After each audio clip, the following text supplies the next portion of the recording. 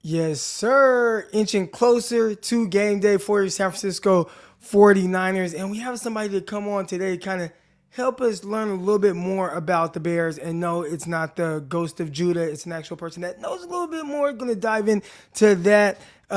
Team captains. 49ers have selected their team captains. What can we take away from that? And definitely want to hear from y'all on how you feel about this game. We're going to get into all that and more right here on the San Francisco 49ers Morning Show. Let's go. Intercepted.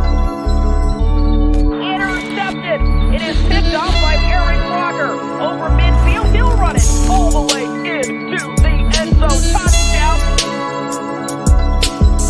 Crock Talk TV podcast. Peace.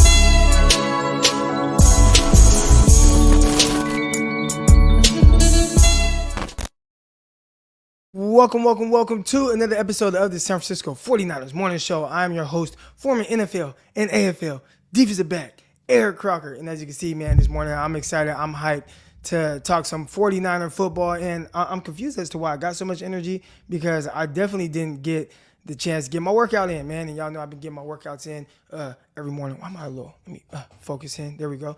Been getting my workouts in and whatnot. I'm feeling good, man. I slimmed down from get like 218 to about 197 now. About 197 right now. Still got about 10 more pounds to lose. Then I'm kind of bulk up a little bit. But anyways, y'all don't care about none of that stuff. I got some good things on the docket today to talk about. And a couple of issues I'm running into. So I am going to the game. And shout out to my guy, Thomas Payne, man. Thomas Payne came through. I've been complaining about ticket prices. First of all, listen, the ticket prices for the Chicago Bears game, they are ridiculous. For the nosebleeds, because I really don't care about actually going to the game. The reasons why I go to the game is really just to interact with people. Be around 49er fans. I live out here in Arkansas. Like, I don't watch the games with anybody. So I like going to the game sometimes just to get that feel, get that experience, etc., be around some folks, and then get up out of here. But as actually like going to the game, I don't care. So I sit up in the nosebleeds most of the time, or somewhere where I can get a good view, and they're like over $200. And people are like, oh man, it's a home opener. That's why. And I'm like, dude, I went to the 49ers Eagles game last year. That was the Eagles home opener. And I don't remember paying over $200 for a ticket that's that high up. And I looked at 49er home opener tickets against the Seahawks. Dude, they got tickets as low as $76. So I'm like, nah, the Bears just tripping right now. They're tripping. Everything is priced hella high, and it's like, man, they got the hotels expensive to be downtown.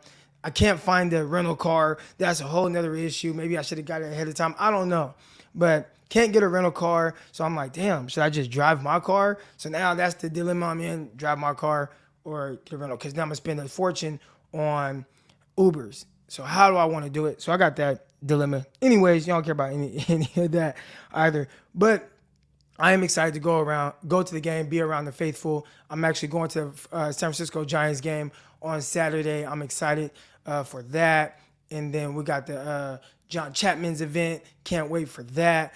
Tailgating the next morning. Can't wait for that. I'm excited, man. They got a little rain. They got a little rain coming. We'll see how much that affects things, but I don't think so. I don't think it's gonna be too bad. All right. Dude got some good news. I'm back on Bleacher Report. All right, so 2 weeks from now on a Sunday, Bleacher Report, they're bringing me back on to answer more questions, which I'm shocked they actually are, because I froze up last time. And when I say froze up, I was just confused with the platform, and it was like just kind of thrown in there. It was almost like it wasn't like this, where I could see y'all, and it kind of was, but wasn't, because there's different software that they use, and I wasn't very familiar with it. And I'm live, and you got the questions going, and somebody's writing questions. I got somebody in my ear producing. And then they got these screens. I'm supposed to use the screens, and I'm like, what the fuck? What the fuck? Right? And yeah, so that was But then once I got into the flow of things, I started figuring it out. Still didn't utilize the thing. And I'm like, why do they want me to use the thing so much? Why do they keep saying that in my ear? And now I know, because everybody can see that. They can like see my screen with that. So I'm like, okay, I get it now. I'll be more prepared this time. So I'm surprised they brought me back. But I think once I got in the groove, they were like, okay, he really does know his shit about the 49ers. You know what I'm saying? But yeah, I saw somebody in the chat say, shout out to, my guy Payne. Shout out to Payne, man. Shout out to my guy Thomas Payne. Came through in the Klizach. Then I asked him, like, hey, how much you want for the ticket? Because, like, man, I'll buy the ticket, man. Like, I don't need it for free. He was like, do this on me, man. Good job on Locked On 49ers. Listen to y'all all the time. I'm like, hell yeah. So make sure y'all listen to Locked On 49ers with myself, Brian Peacock.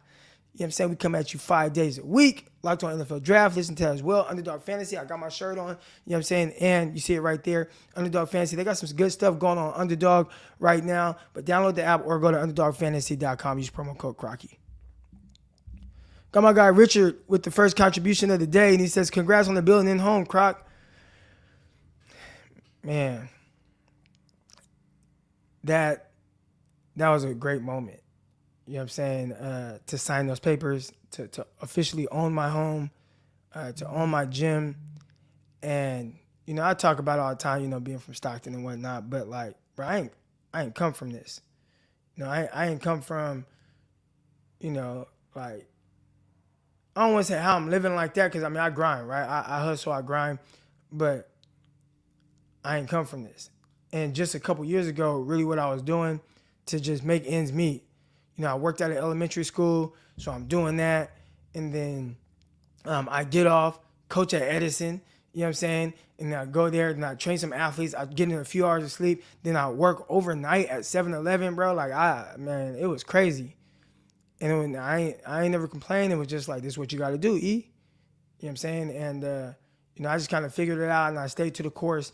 And I just kept grinding. And sure enough, things kind of started, I don't want to say breaking my way, but like the hard work, you know what I'm saying, started to really pay off. And like, that's why I go. And it's cool to see, you know, Bleacher Report coming to me. They want to pay me X amount of dollars to go talk for 30 minutes. You know what I'm saying? Like, you know, come on here and have y'all listen to me, you know, build my gym. And, you know, I say I signed for my house and my gym is right here on my land. You know what I'm saying? So it's like, I got a couple acres here, got a couple acres where my gym is. And, you know, built the gym from the ground up, you know, and it's like, man, I don't come from this. So it's pretty cool, you know, and I hope, you know, my kids, you know, really see it and understand the hard work that I put in, like, nonstop, you know what I'm saying, like, nonstop. So, but yeah, I think the one thing that it proves, at least to me, is like, man, you work hard, like, and people say, like, man, you work hard, you can do anything.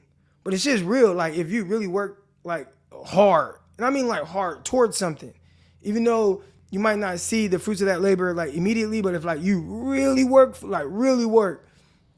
and like just keep putting your foot on their neck, like eventually it will pay off. And I've seen that happen. I mean, it's happening for me. So appreciate everybody that's been down from the jump, man. Y'all some real ones. Love you, Crock. Man, I love you too, man. Love you too. Appreciate everybody. Appreciate all y'all. But let's talk about some 49ers football. I do have someone coming on, my guy Robert Schmitz. He'll be coming on to talk about the Chicago Bears. And before we get to him, the 49ers have announced their team captains. And here are the team captains. Matter of fact, I got a picture up. I got a picture that I could put up. All right, so here are the 49ers team captains right here. Boom! You got Eric Armstead, Fred Warner, George Kittle, Trent Williams, Jimmy Ward, Nick Bosa. And I mean, how long has Eric Armstead been with the 49ers?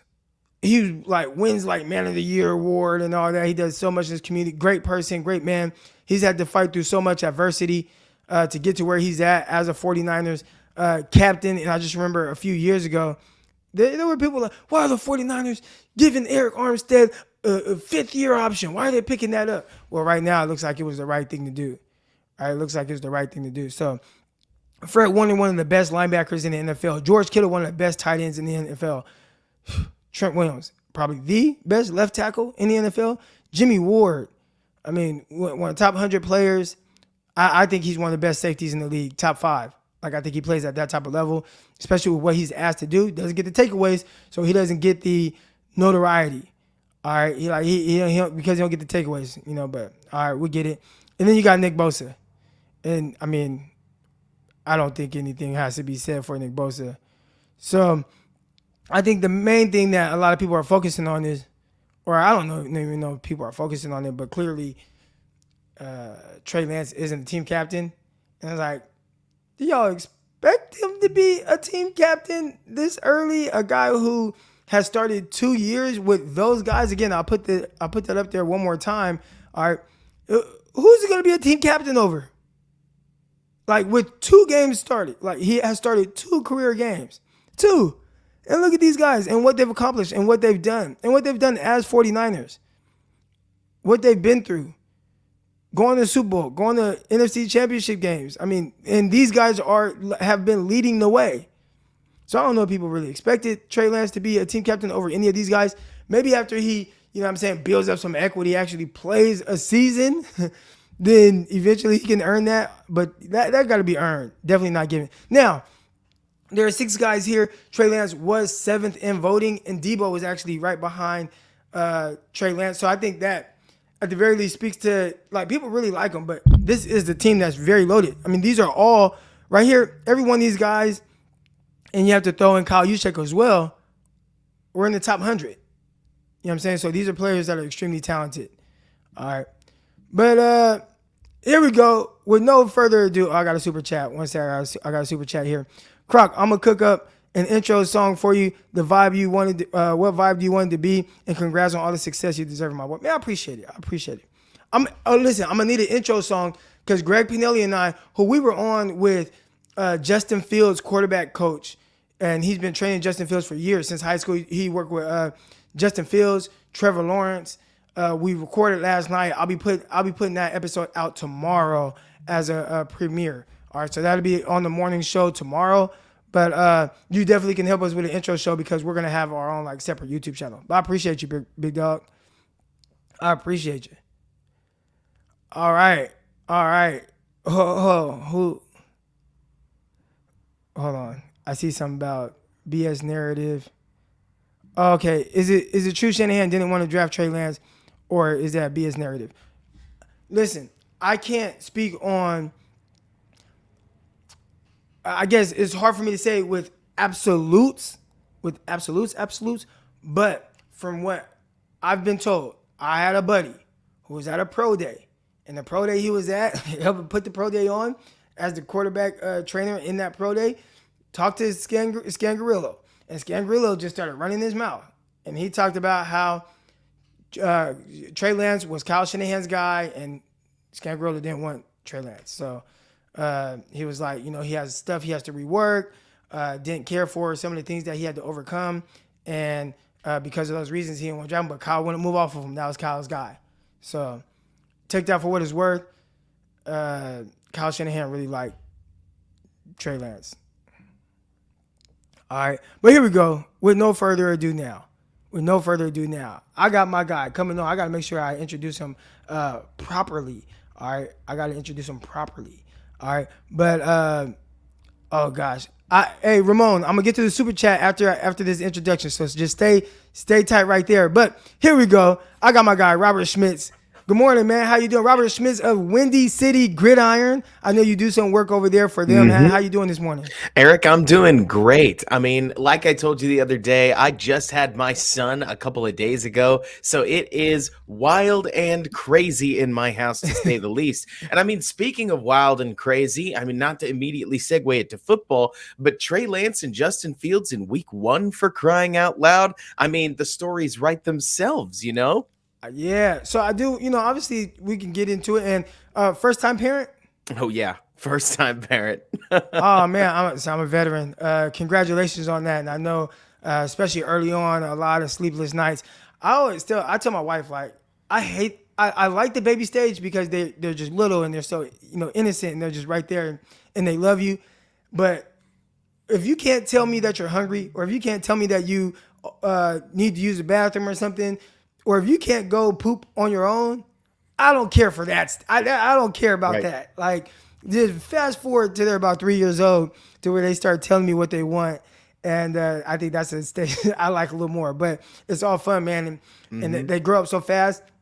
I got my baby Pickle. She's the last one. And she's 6 years old now. And Yeah, she's a handful, but That's it's fun. amazing. I miss some of the baby stages. Oh man, I'm feeling the same thing. I mean, I didn't realize until this stage of my life just how much apparently I hated getting my sleep interrupted. Like just last Yeah. night. I mean, I'm not proud of this because obviously this means poor planning, but I was probably up till like 4 a.m. just writing and editing a video that I've got releasing on our channel today. But it was easier for me to get up from that since I was already up to take care of baby rather than a couple nights before actually trying to get shaken awake. You know what I mean? Like Yeah. everybody's got their styles, but goodness gracious, parenting will stretch you to your limits. And I'm only like 6 days in.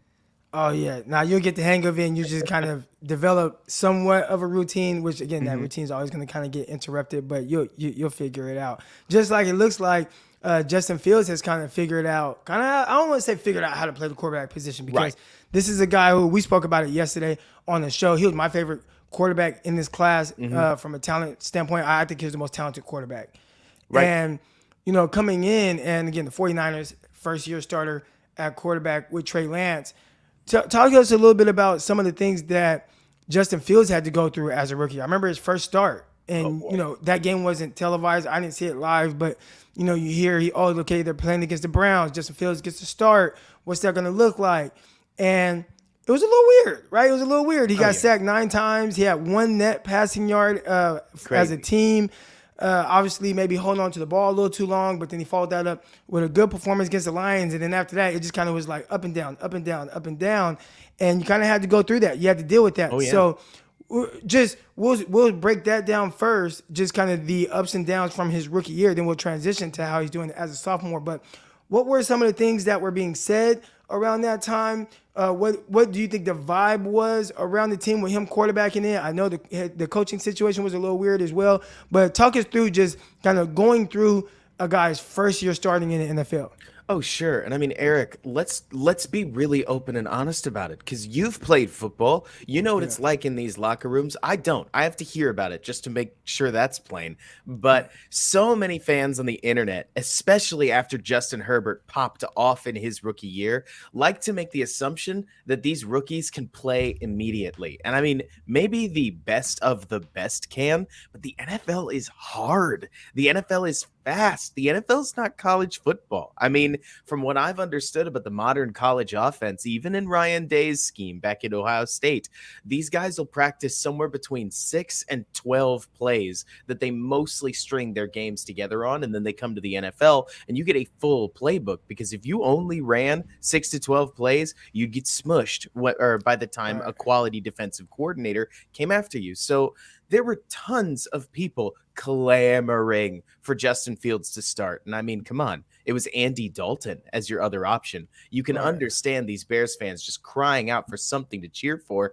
But Eric, if you ask me, I felt like in Justin Fields' start, he showed that you can't just play a quarterback immediately and expect them to immediately pick up the nuances of the game. I mean, things like adjusting protection, things like seeing a receiver open downfield and knowing exactly when to pull the trigger. I mean, I'm with you. I love Justin Fields. I can't say you're not going to find somebody more optimistic on Fields than me because there's always somebody a little too optimistic on everybody within these fan bases. But I love what Justin Fields has to offer. And if you asked me in that Browns game, it looked like he and the coaches were at odds with how to try to use him. Sure, there were some things that I think the coaching staff tried that I actually think Justin Fields made mistakes on, but also the coaching staff didn't actually seem like they and he had agreed on a game plan that they felt like Fields could execute. And the 1 net passing yard speaks for itself. I mean, a bad game in the NFL is sub 100 yards, not sub 10.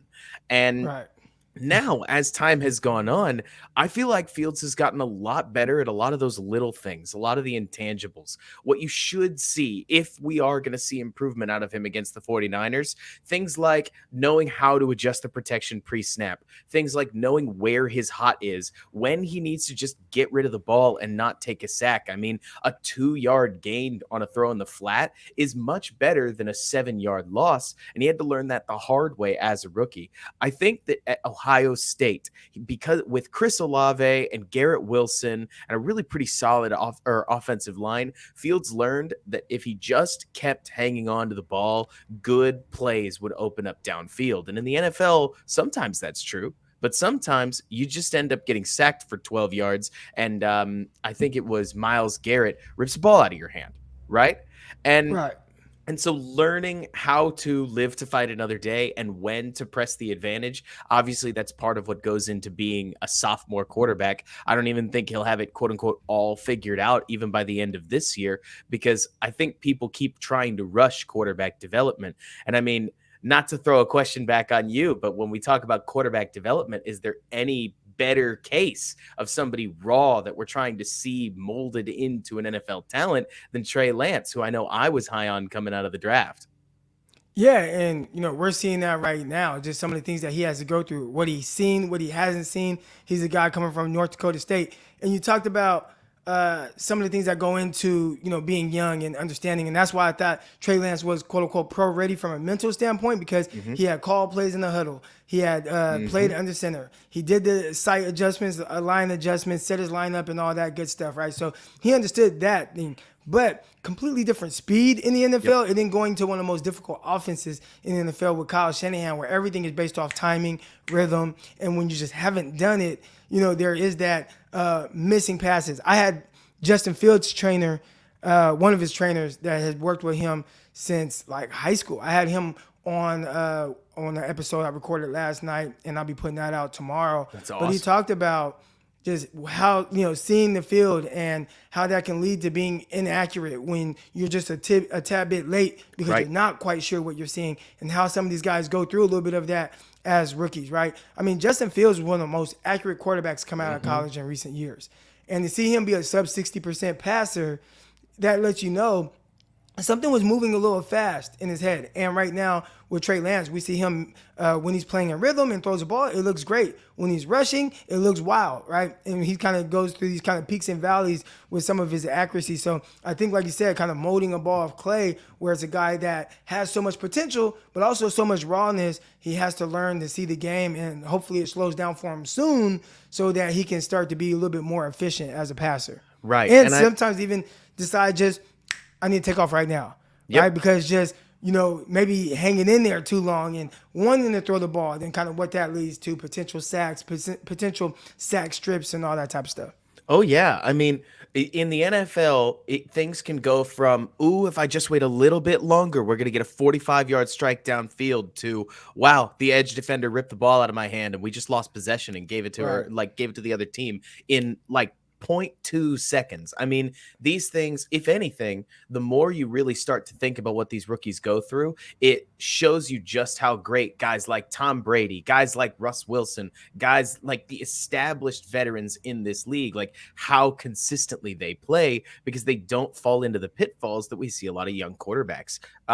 One thing I know that you said that I found really interesting, the more that I know I've studied rookie quarterbacking, is it can be easy for us on the broadcast because, the camera stares at the quarterback and the quarterback throws the ball and we see, wow, that was like 6 yards off. What a bad pass. And then you go downfield, you take a look at the all 22 and you realize that the quarterback thought that the route was going to be run a different way, or he and the receiver disagreed on where the ball was supposed to go. And who's to say which one is right? I mean, quarterbacks aren't always perfect, but like you're saying, things are a lot more complicated than, he had him open, he just missed him. Because sometimes the receivers seeing a coverage a certain way, he and Jimmy Garoppolo maybe have been running against this coverage a certain way for, I don't know, the last 3 years. And Treys Lance and him haven't had that conversation. So when he maybe turns over his right shoulder, even though the playbook says to settle into the zone, the throw ends up like 3 yards to the left, and everybody goes,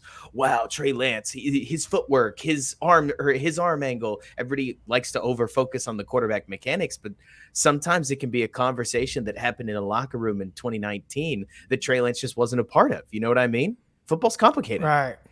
Here we go, man. We got Robert Schmitz from the Windy City Gridiron talking all things Chicago Bears. And one thing you touched on was, the weapons that Justin Fields had at Ohio State. I mean, 3 guys who are definitely going in the top 15. 2 of them already went, right? Yeah, Garrett Wilson, Chris Olave. Those guys went like 2 picks apart from each other. One number 10, one number 12. And then you have Jackson Smith and Jigma. He's probably going to go high as well. Those are the receivers that Justin Fields had the opportunity to play with. Right now, when people look at the receiver core for the Chicago Bears, how confident do you feel about this group being really dynamic? We know about Darnell Mooney and what he's able to do. We know about Cole Kmet as a tight end. He's one of the better young tight ends in the league. And I know right now people might look at his stats. It's like, well, he has 600 yards. I'm thinking he's on the up and up. I think he's going to continue to improve. And if he's a 1,000-yard pass catching tight end this year, I would not be surprised at all. But after those 2 guys, you got people like Brian Pringle, Velus Jones, who's a rookie out of Tennessee, Dante Pettis, Equanimous St. Brown. How are they feeling right now about this receiver position as it pertains to really helping young Justin Fields out? I can't imagine they feel particularly good. I mean, everybody's seen the memes on the internet about how bad the Bears receiving core is, but in reality, it's probably somewhere around, I don't know, what do you think is fair? 26th in the NFL if we were to just try to shoot from the hip and rank them. I mean, you mentioned them being dynamic. I think Darnell Mooney is legitimately underrated. The guy, in my opinion, is more akin to Tyler Lockett than a lot of people want to let on. And Tyler Lockett had to turn in 2,000 or 3,000-yard seasons before anybody acknowledged that he, a 7th-round pick, was that guy. Because, I mean, the whole league favors people that are 220 pounds, 6'4", and look like Justin Jefferson or Jamar Chase for good reason. The highlights are incredible, right?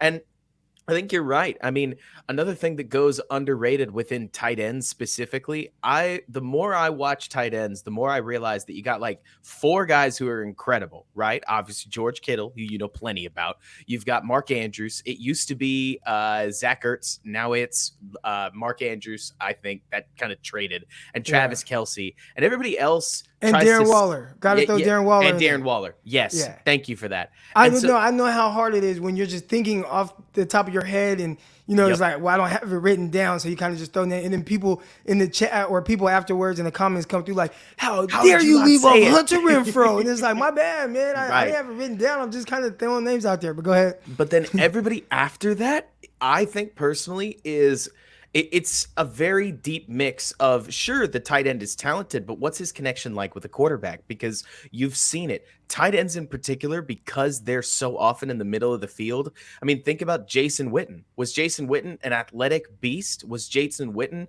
an incredible talent? Hard to say. Or I don't personally think that he was as athletic or as fluid as some of the guys that we've seen now, but he and Tony Romo just understood each other. And Jason Witten knew exactly where to be. So if Fields and Kmet can develop a strong connection and Fields does take that next step, I think you're going to see a ton of the extra yards go to Kmet. But obviously from a wide receiver 2 perspective and down, they're going to try to do the same thing that Green Bay's been doing for years, where they take Dante Pettis and try to make him a little bit of Randall Cobb. They take Equanimous St. Brown and try to get a little bit of Alan Lazard out of him, even if he's mostly a blocking receiver, that he'll convert the occasional first down. They'll try to take Velus Jones. I think he's going to make a lot of sense in a Marquez Valdez-Scantling-like role, where he will mostly play outside and run like deep posts, deep goes, try to stretch the field, but then they'll kick him inside to run up a seam and ideally dare the defense to do something about it, because the guy runs a 4-3-1. There's a lot of Packers influence, and you can tell. I mean, the Packers have been a really, really well-run offense. The question is going to be, honestly, how far can scheme take them in 2022, especially when, if I can flip it back to my biggest worry about this weekend, Eric, especially when you're starting a rookie at left tackle, a sophomore at right tackle, a guy who's never played guard, against Eric Armstead, Nick Bosa, Drake Jackson, and a host of other San Francisco 49er defensive linemen, that, man, those guys are good. And when the 49ers are able to pressure with just 4 guys on what could be as many as 35% of downs, that makes life tough for any quarterback. Yeah, and that's something we're going to have to see if they take that approach. I feel like that was the approach they took last season, where, you see the game where Fields gets sacked 9 times, and you're thinking like, oh, man, we could just rush 4. We can get to Justin Fields. Well, 49ers rush 4, just play coverage behind that. And Justin Fields kind of I don't want to say pick the 49ers apart, but that was probably one of his most efficient games. And I'm like, this game plan's not quite working against Justin Fields the way you expected it to. So we'll see if they kind of send a little bit more pressure to make him speed up his processing and get the ball out of his hands quicker. I do have a few more questions. I know you got to get to the newborn baby, but we got Ronnie here, and he says, does Mooney take a step to wide receiver one with Allen Robinson gone, or will he struggle a little bit more? So essentially what he's saying is you're putting a lot more on Darnell Mooney's plate, and now he's got to be the guy. How do you see him really working in that role where he is the primary target? So far be it from me to criticize a professional, but one of the most untold stories in the NFL last year, or at least I've not seen it before, Eric, was that last year Allen Robinson came into 2021 with a major contract problem. And so around week 3, because he was playing on the franchise tag and he was very upset about it and made that clear on Twitter, he got COVID. And suddenly he was out for 5 weeks in a row. And when he came back, he didn't look near the same. Now, was it COVID or was he taking an inch and walking it out a yard?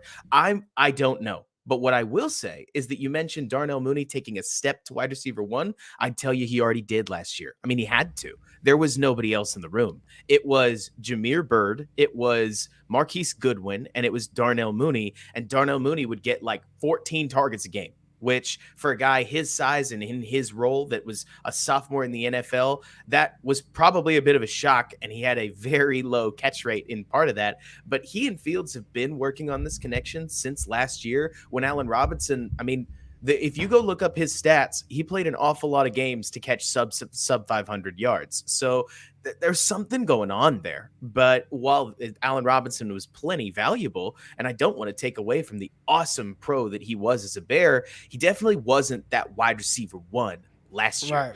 So Mooney's ready for this. I mean, I'm super high on Mooney. I'm as high as I think just about anybody is because he's got route running savvy. I mean, he gets it. He knows how to snap a route down. You've seen this across the NFL. Like I said earlier, big, tall guys get all the highlights, but you hear corners talk and they go, Hunter Renfrow is dangerous, man. And Darnell Mooney is in that same category of it's not that he's outrageously fast. It's not that he's huge and physical. It's that he does so many little things right and has a little bit of speed to boot that you can't just jump a short route and expect him not to beat you over the top. He can run every route on the route tree, and I have a feeling that the Bears are going to. I mean, look, I'm about to put him into a category that nobody really belongs in, but the Bears are going to try to turn him into Davante Adams light. Within the Packers offense, that's the guy who's going to be the Davante Where you Adams. focus on him, like running the offense through him, getting the ball in his hands any type of way. Like, and if anything, people have learned from Davante Adams and Aaron Rodgers, one, they did, it took them kind of years to build that camaraderie with each other where they know each other like the back of their hand. But they use Davante Adams everywhere, outside, slot. They put him in motion. They motion him this way, then back this way, and throw a flat route to him. They did all kind of different things that really work to get the ball in his hands. And I can see a guy like Darnell Mooney being that type of explosive type player, the way he's able to move, the way he's able to catch the ball vertically down the field, which we already saw in the preseason, him catch that slot fade and jump over a guy. So we know the type of ability he has. We got to see if the 49ers can kind of corral that just a little bit. A couple more questions for you. Again, I got my guy Robert Schmitz with me from Windy City Gridiron. And my question now is, we talked a lot about the offense of the Chicago Bears against kind of 49ers defense, but what do you think about the matchup between the Chicago Bears defense and the 49ers offense? I think it comes down to what happens in the trenches. I mean, the 49ers love their wide zone, outside zone run game. And I mean, who doesn't? The 49ers and the way that Kyle Shanahan mixes and matches with running plays is something to behold. And it harkens back to 2005, 2006, when running game was truly a lifeblood of the way that people ran offense. And it's really legitimately fun to watch. And if the Bears, who are starting Robert Quinn, 18.5 sacks last year, but not a particularly great run defender, Justin Jones, the former starting 3-tech on the Chargers, who were the worst run defending team in football, they cut their soon-to-be starting nose tackles, so we're not 100% sure who they're playing there. It may be Armon Watts, who just got picked up off the waiver wire, and then Al-Qadim Muhammad off of Indianapolis. I am not about to say that the 49ers, who I know are starting 3 brand new interior offensive linemen, are about to just run over the Bears. But you know as well as I do that if the 49ers can pick up 4.5 yards per carry, it's going to bring an extra defender into the box. And if it brings an extra defender into the box, Deebo Samuel has that little bit more room to work downfield. And I keep waiting for Ayuk to go off like a cannon. I mean, his ASU film is incredible. He is so fast and so fluid. And the Bears have just a few too many rookies in the defense or in their defensive back core. I think they're going to be awesome. I mean, in 2023, 2024, I think the Bears DB room is going to be great. But a rookie in his first game facing guys that are aiming for a Super Bowl and almost got there last year is a tough matchup for anybody. It's a little difficult. So I'm not trying to say that I think the Bears defense is going to like get destroyed or something like that. It's more that I think that the 49ers are good at what the Bears might not be great at, which is running the ball. And if they can get the Bears to commit that extra defender, I tend to think Shanahan's going to be able to score 24, 27 points.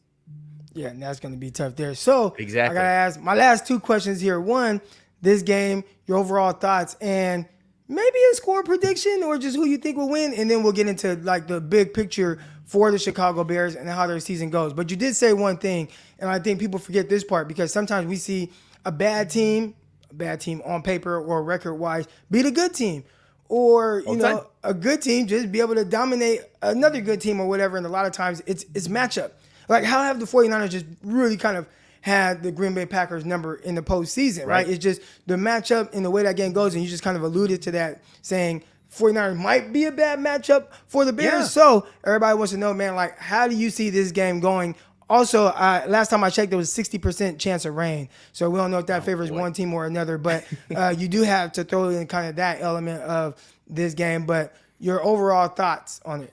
So, for the last 2 years running, the Bears have had this habit of going on television and putting up these abysmal yard per game numbers. I mean, I'm talking games where they can't get out with 200 yards. If they eclipsed 300 yards, it was an accomplishment, where in the modern NFL, people get 300 yards on a normal week. Honestly, plenty of offenses get 300 yards and call that, oh, wow, we only picked up 300 yards. So I think the real key here, Eric, is that the Bears offense is going to be a lot better than people are accustomed to. But just because they're better doesn't mean that 17 to 20 points is going to win the football game. You know what I mean?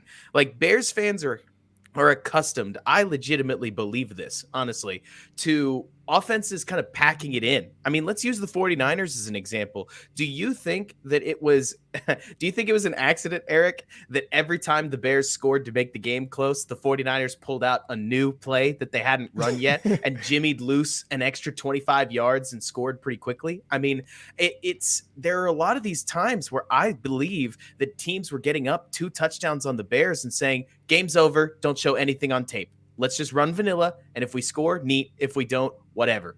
And then if in this case, not to get too far off track, I think that the Bears are going to actually have an offense to run. I just think that they're going to make the occasional mistake, or they're going to have the occasional talent deficiency that keeps them from being game-winning good.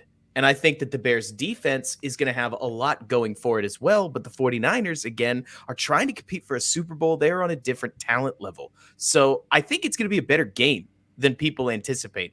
People are accustomed to the Bears getting shellacked, destroyed, embarrassed on TV. And I don't think that the Bears are going to be embarrassed. I also don't know if the game is going to feel close, because the 49ers are really good, and I think that they're a bad matchup for the Bears. So if you made me pick, I think it's a 20. I like to do tweeners. So, like, I think it's 70 to 20 points on the Bears side and 27, 30 points on the 49ers side. So it could be close. It could be like 20 to 27. It could be a blowout at 17 to 30. But I tend to think the 49ers are to get theirs. And the only X factor, you tell me how you're feeling about this, because I swear, every single time I look up a Treys Lance report, it's like every beat writer has a completely different angle on how Treys Lance has been playing in camp. And a rookie, or not a rookie, but a young quarterback going out and throwing 4 interceptions changes the calculus of any football game. So everything I said assumes that Treys Lance is going to take a solid step forward. I'm not expecting a top 10 quarterback, but that he plays a very solid game and improves a little bit off of what Jimmy offers. And I think you're right there. I think the biggest difference between Trey Lance and, games resulting in the wins and what you got from Jimmy Garoppolo, right? Because there's a difference in talent and ability. And that's pretty clear. Just, being able to use more of your playbook in the sense of the field, right? I wouldn't even say more of the playbook. You're able to use more of the field with Trey Lance than you were with Jimmy Garoppolo. But one thing that Jimmy Garoppolo did very well, which, again, most people would say, the 49ers are not winning because of Jimmy Garoppolo, but he was good on third downs.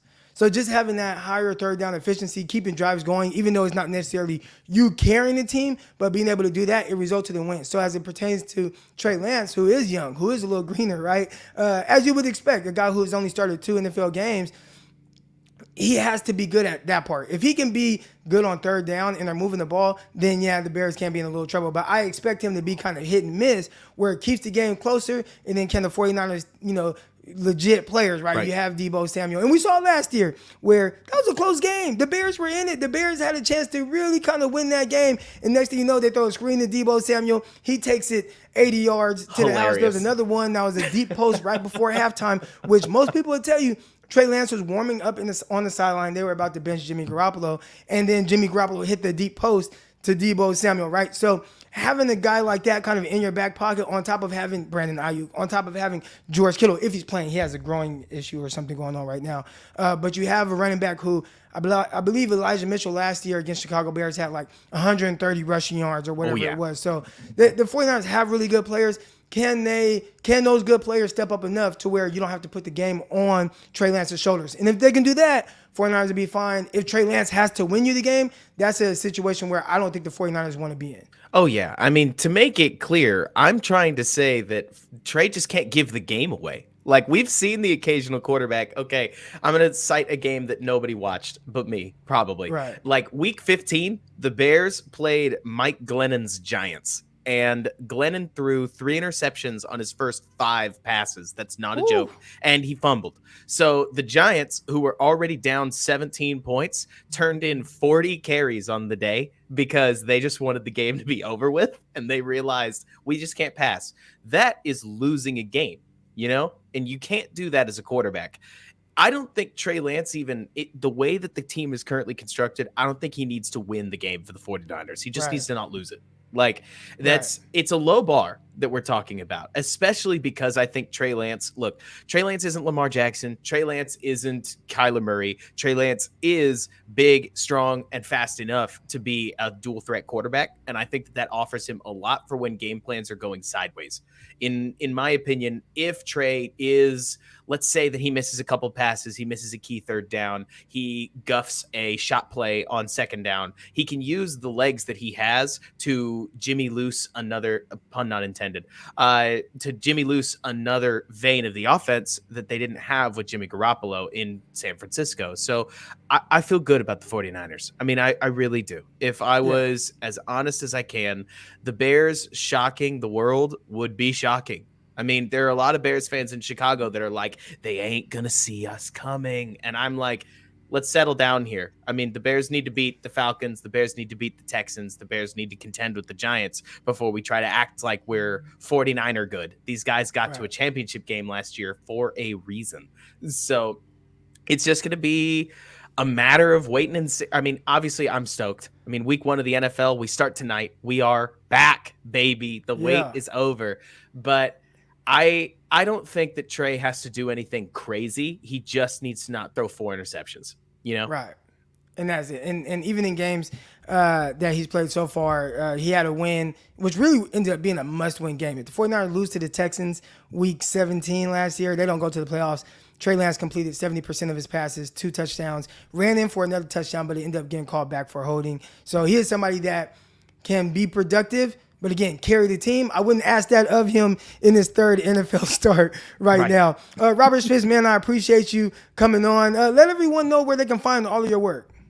Oh, you can find my work on WindyCityGridiron.com and check out our YouTube channel. That is, right now, it's got a complicated name, but look up for Second City Gridiron. That's 2ND City Gridiron. We've got Bears offensive line breakdowns. We've got preview shows. We've got a whole bunch of podcasts, and I'm trying to put out every film review that I can on Wednesday nights. I'm going to try to make it Tuesday nights. We go through the all 22 of the entire game. So, Eric, if you're not doing an all 22 review, then every 49ers fan on here can come over, and I'm going to try to be as rational and balanced as I can every time I go through the tape. This is not You've been very me. rational and balanced through this show. So I think looking in the chat, you've had a lot of compliments. People have really talked Thank you, guys. highly on you being able to see kind of both sides of things. And we've had some other Bears fans, because I like to bring the fans on late in the Right. show, and they've come on and We're gonna I get beat it. them. It's Oh, week Treys one, Lance so sucks. everybody's I've seen it super all. excited.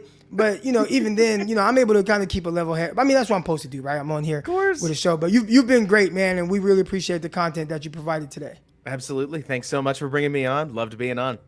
All right. Shout out to my guy Robert Schmitz coming on. Send him backstage now and continue to get to some of y'all questions in the chat. He can go get to that newborn baby now. I know how it is, man. Kind of trying to record, trying to do something, and in the back of your head, you're knowing like, oh, I gotta listen for this baby. Is the baby awake? Did it cry? Like, that's been tough. But yeah, that was an awesome guest, and I hope I can continue to bring on good guests from opposing teams throughout this season on Thursday episodes. So yeah, that was good stuff there. There was one question I didn't get to for him, and that was the Bears' record this year. We'll get to that next time, where y'all can hit him up on Twitter and ask about that as well. I'm gonna make sure that I'm following him on Twitter. Let me do that right now. I think I am, but am I? Yeah, I am. Okay.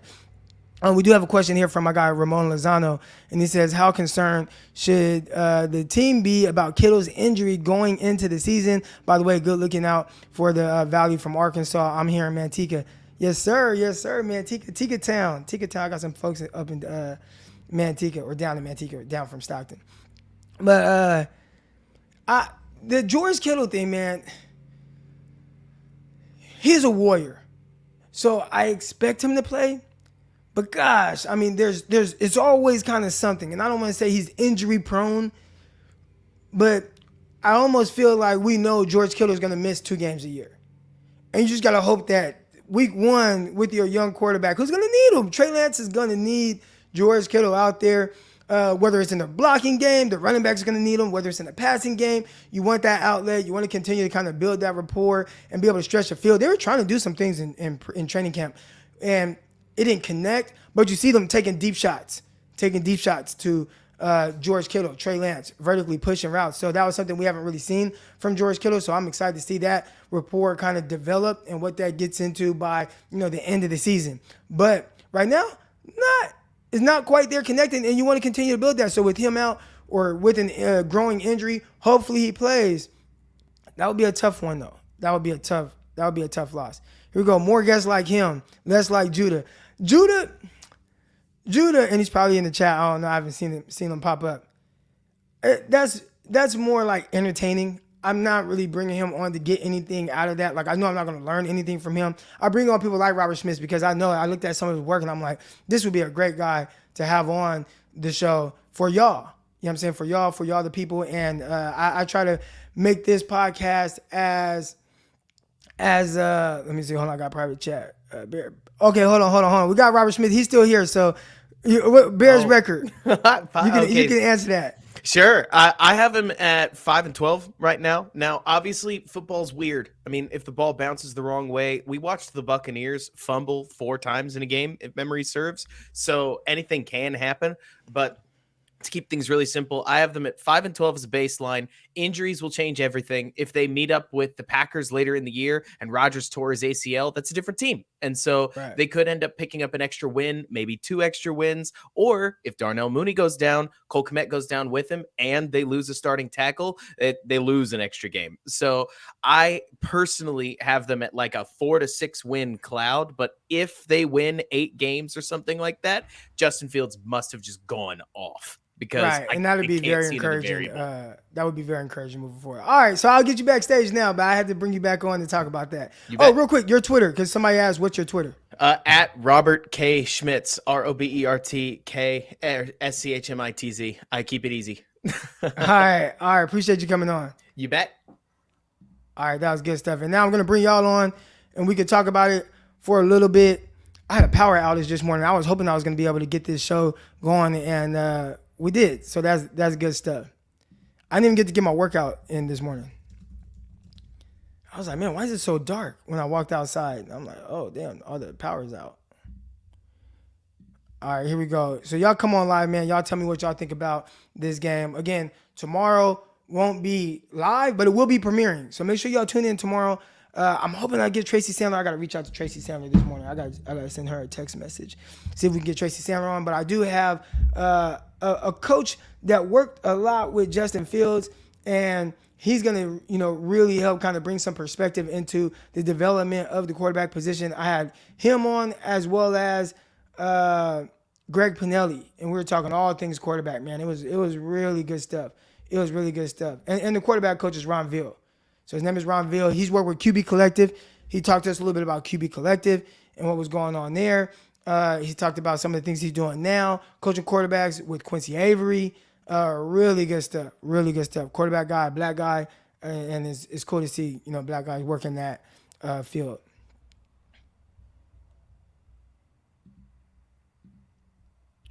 My guy Terry Dome said, "Oh, this is the dude if it is who I think it is." Man, yeah, nah, he's been doing it for a while, working with quarterbacks. Again, he's done work with Quincy Avery, or they do stuff together. Donovan McNabb, Quincy Avery, a lot of those guys there. He traveled, and Justin Fields worked in California for his QB stuff, and he said, "I'm only doing it if y'all bring Ron Ville." So he brought Ron Ville with him. So Ron talked about just kind of, the feet and tying everything to your throws and, kind of rushing things and all that. It was very, very good insight. So y'all will see that tomorrow. Went to a camp in Stockton from Bakersfield. You were a great coach. Don't stop giving to the kids. Okay, there we go. Yes, sir. Stockton from Bakersfield. Went to a camp. That's what's up. So I was at the camp. I did a lot of camps back in my day. A lot of camps. Haven't done much, but I will be doing one for my gym now. Need more route running from Kittle. You know what, man? Like, big city man. I think George Kittle's route running ability is a little underrated. I think because people point out and talk so much about how good of a run blocker he is and then how good he is run after catch, that people kind of ignore what they're seeing from him from a route running perspective. And he's a guy that can legitimately just line up with a corner over him and beat him. And I've seen him do it several times. Hell, I saw him beat Stephon Gilmore at the line of scrimmage. Key down, third down, gotta have it. First down. You know what I'm saying? Seen him whoop other defensive backs, right? Really just rocker step at the top of route. So George Kittle is a very fluid route runner, but I think because he's so good and takes so much pride in run blocking, and he's so good at run after catch, his route running ability, I think that gets a little overshadowed.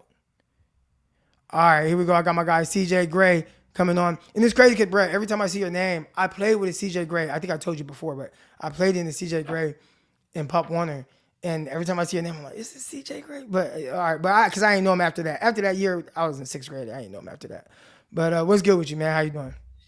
Well, I just feel the Bears content creator, that was a breath of fresh air, having somebody with rational takes and stuff like that, because these Bears fans have been on one for about a week or so and coming after us and stuff like that. So it's good to get an account for where the Bears are and what they got going on, and also get a rational take of what their season is going to be like, and show respect to the Niner Empire as I would like to see people do when recognizing that where we are and what we have built under Kyle Shanahan and so forth. Wanted to transition to the Treys Lance situation. I was real down when they re-signed Jimmy. I still don't like it. I'm still in that camp, but I do have more faith that Kyle Shanahan has faith in Treys Lance based on his comments this week about the team showing the same loyalty for him as they did for Jimmy a season ago. And that one statement let me know that Kyle means business about being behind this kid and taking it as far as he can. And then you look at what Treys Lance can do for you as far as the run game. Even when he's not running it, the run game is better just because that slight hesitation of the defense. Whether he's coming off the bootleg to go to the other side to throw it, or whether he's in the shotgun and he's handing it off and there's that small hesitation of doubt whether or not Lance is actually keeping the ball or not, and that's going to benefit the running game.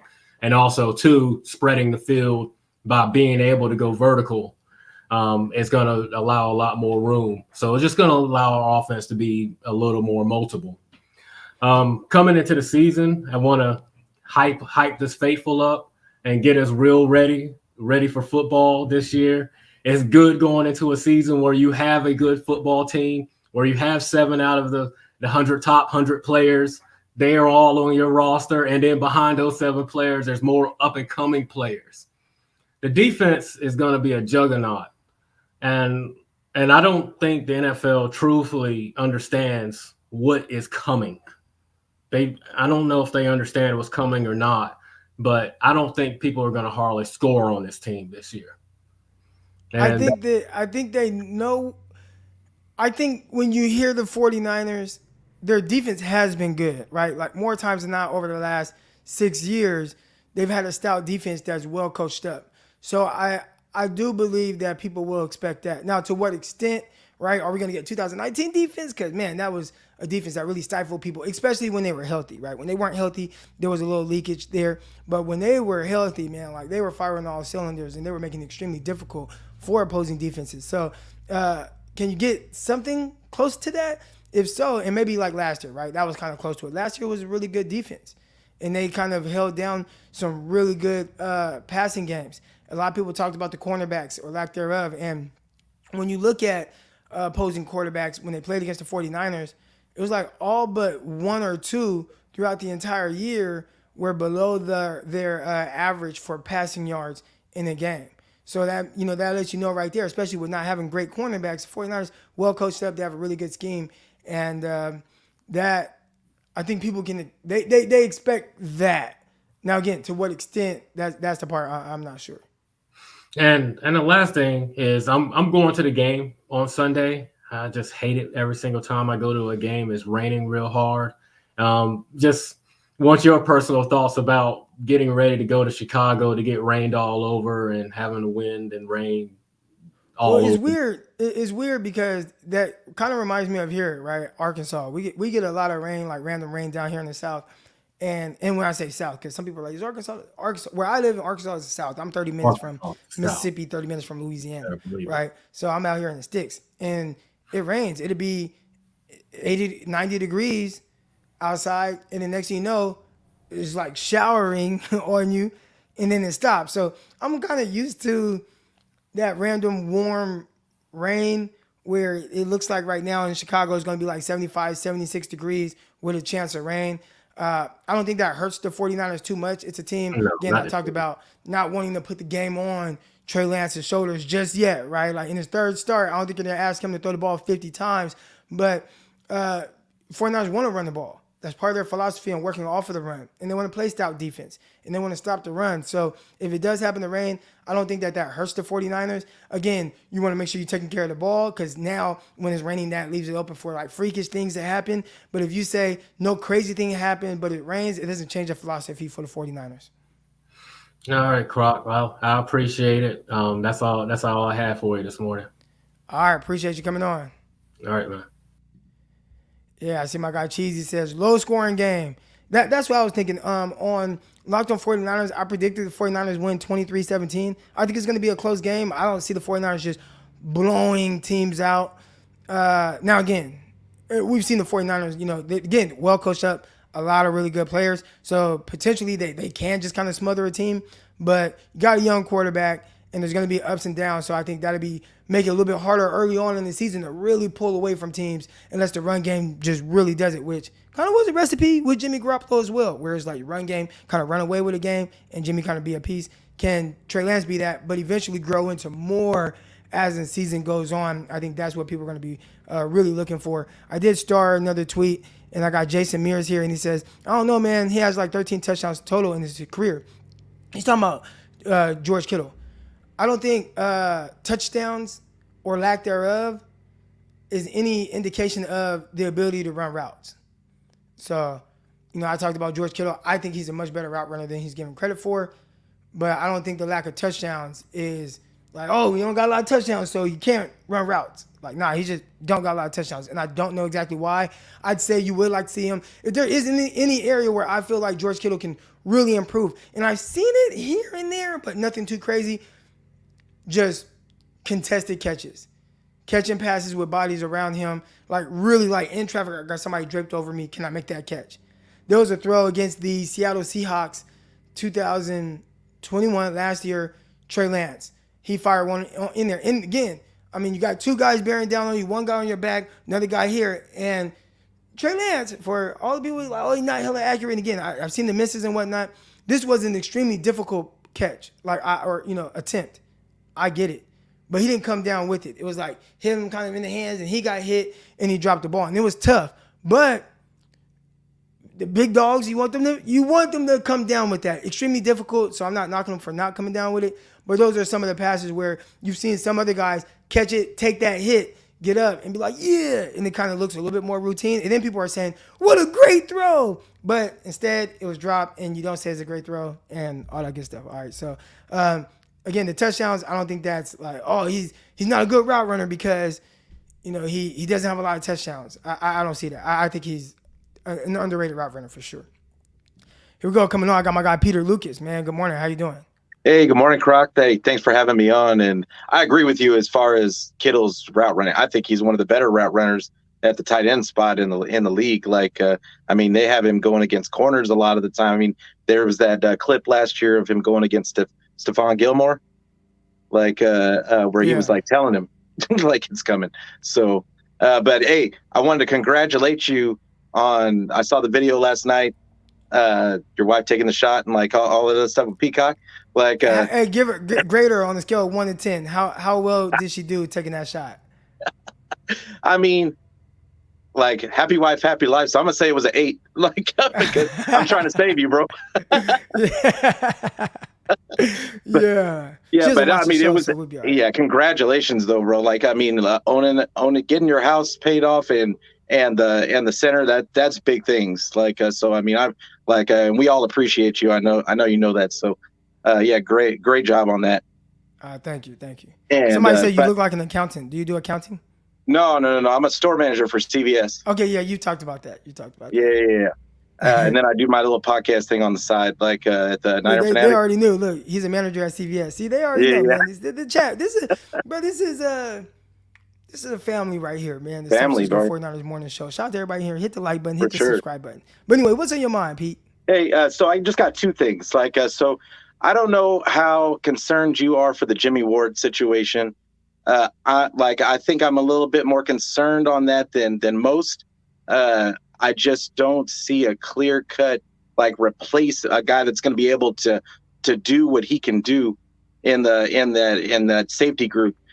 And I think it was something that I really thought they should have hit in the taking care of, like addressed at least in the draft. Like, and I think a lot of us said that, but I don't know how you felt about it.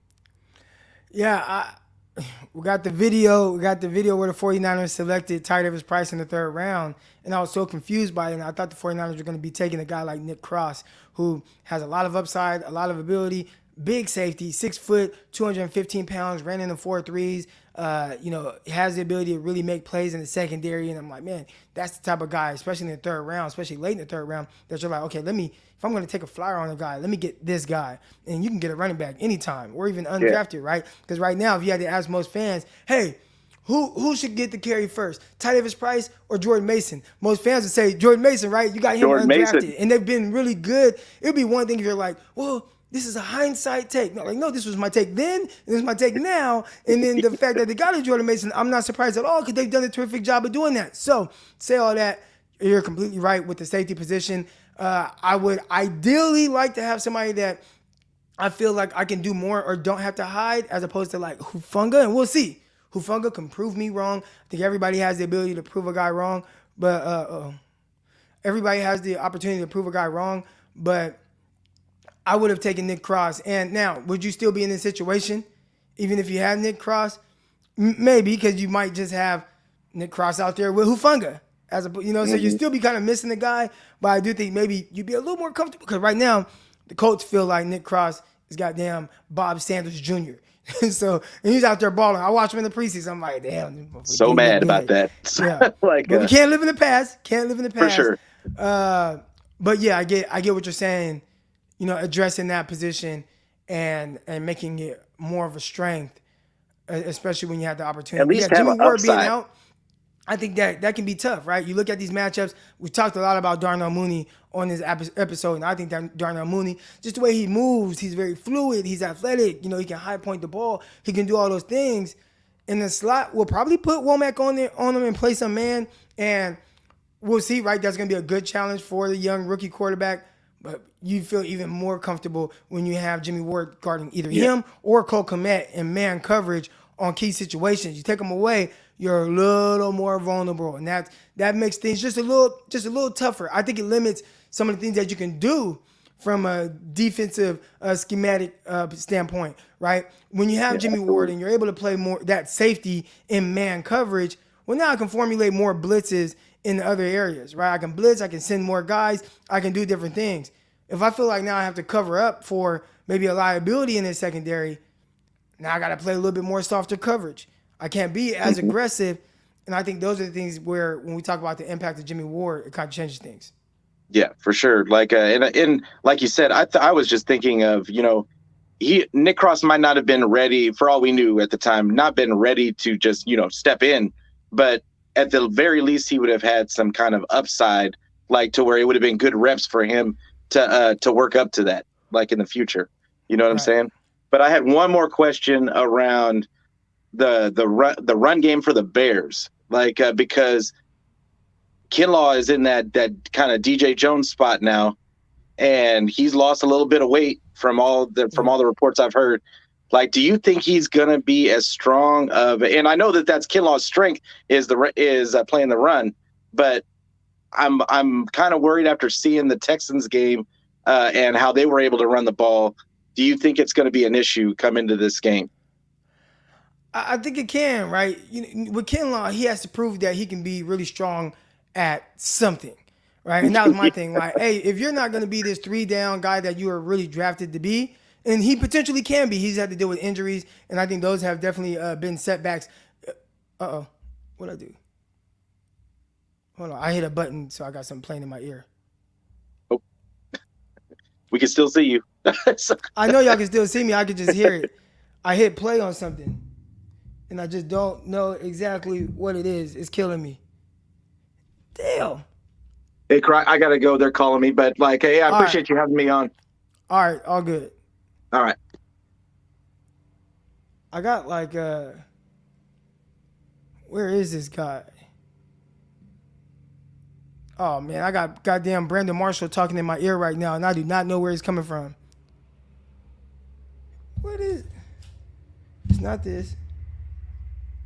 It's not that. My phone's Streamlit? No, it's not that. Oh, gosh, where's this coming from? In my head, I hear, in my ear, you know, I'm just going to take my earbuds out. Can y'all hear it? If y'all can't hear it, we're good. All right, I don't think y'all can hear it, so I'm just going to take these earbuds out.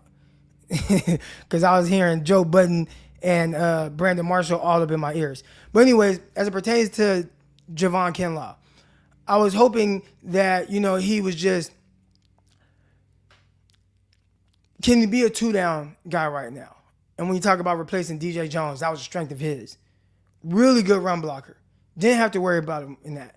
Between his leverage, being very stout, you know, 6 foot tall, 6'1", being like 315, 320 pounds, like you're just a ball of strength and have good leverage to be stout against the run. And he was one of the best in the league versus the run. So when you have Kinlaw coming in now, and if he's going to play that type of role, can he be stout versus that? Just be great run blocker. We'll build off of that. And we'll build, you know, your pass rush ability and all those things, but be a 2-down guy first, Javon Kinlaw. So in the sense of, am I worried about the Chicago Bears and their ability to run? That is something that I'm definitely keeping an eye on. Not saying like, oh, they're just going to gash the 49ers, but 49ers don't have that big body in the middle. They got big guys, right? Like Kinlaw, he's a big guy, but he's slimmed down. He's like 292 right now. Eric Armstead, he's a slimmer, big guy. So like, who's that big, massive guy that is really tough to move. And then when you look at the 49ers linebackers, they're more like flowing linebackers. They'll slice in there. They play with more speed. They're not so much like these power strength guys. So you want them to be a little cleaner. And it's going to be harder to be clean when you don't have a guy like DJ Jones really occupying guys and kind of making it difficult for them to reach the second level. So that is definitely something that I'd keep an eye on as it pertains to the 49ers against the run. Here we go. I just tagged you on Twitter, Peyton Manning answering Colin Cowherd question about Treys' inaccuracy based on completion percentage. But Peyton hits nails on the head, says it comes down to the reps.